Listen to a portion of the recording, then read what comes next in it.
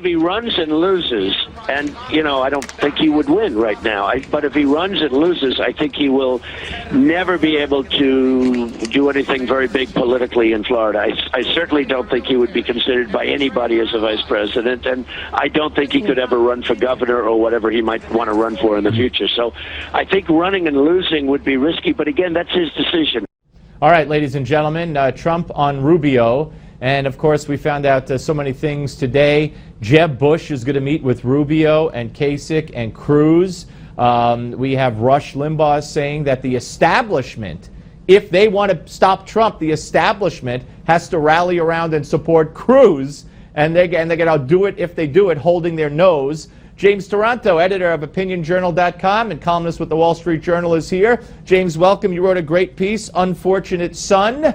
So let's talk all about Trump and Rubio in Florida. What will happen down there next week? Well, I think we'll have a better idea of that in the next day or so when we see if Rubio is even going to stay in the race.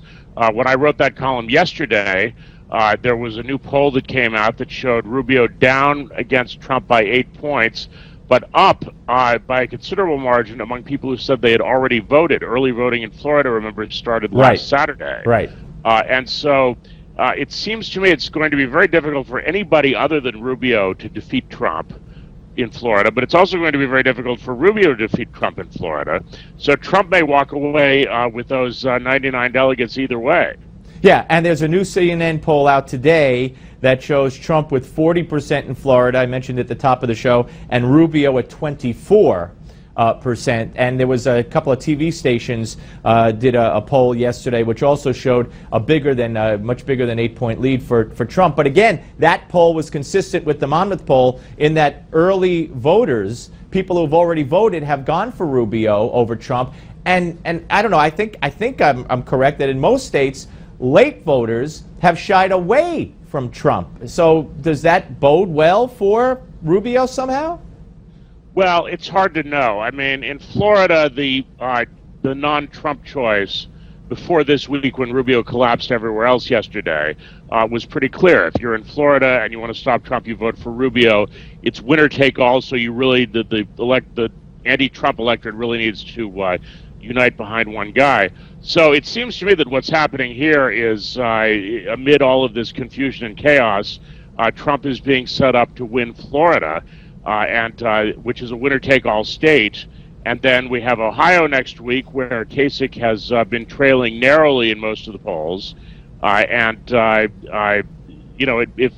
Trump wins all the winner-take-all primaries next week, then it's hard to see how anyone other than Cruz can stop him, and it'll be difficult even for Cruz. Right, absolutely. And by the way, that CNN poll also in Ohio today, or about Ohio, Trump 41, Kasich 35.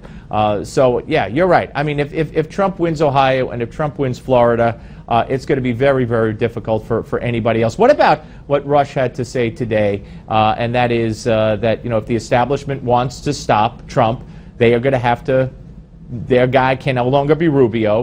Jeb is gone. Kasich, it's not going to be him. They're going to have to coalesce around and support Cruz. You think they will do that? I suspect many of them will, because it's their only remaining choice. Think about the irony of this. I mean, John Kasich 20 years ago was a Newt Gingrich conservative, and he's now the liberal Democrats' favorite Republican. The New York Times gave him a sort of endorsement. They didn't actually endorse him, but they said he was the least bad of all the Republicans. And I've talked to Democrats in New York who say, well, I could see myself supporting Kasich. Then you've got Rubio. 6 years ago, he was the Tea Party guy challenging Charlie Crist, the incumbent Republican governor, the establishment choice. He is now, or was until his collapse in the primaries over the past week, he was the establishment's golden boy. And then you have Cruz, who was the guy who ran the government shutdown, the guy the establishment hates, still has no endorsements from fellow senators. And he's now turning out to be the establishment choice, the establishment's last hope, all against Trump, who's actually the least conservative of all of them. It's absolutely astonishing. Well, quickly, the Wall Street Journal today talking about, I think they had a headline, Rush was also talking about this, angry white men, being responsible for Trump and being Trump's base, etc.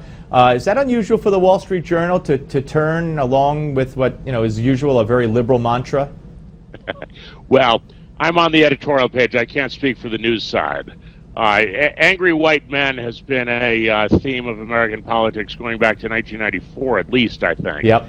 And the funny thing about it is that when it's white men who are angry, it's somehow considered to be disreputable. Right. Whereas if it's any other group that's angry, if it's women or men of any other race, yeah. I mean, what is the Black Lives Matter movement other than angry black men and angry black women in support of them, and great point. Angry white people in support of them? Great point. And, you know, they have some good points. But James, I got to go. Great point. We'll leave it there, and fair enough. You answered it very well. Thank you, James Taranto. As always, Give Me 5 is next, folks. Don't go away.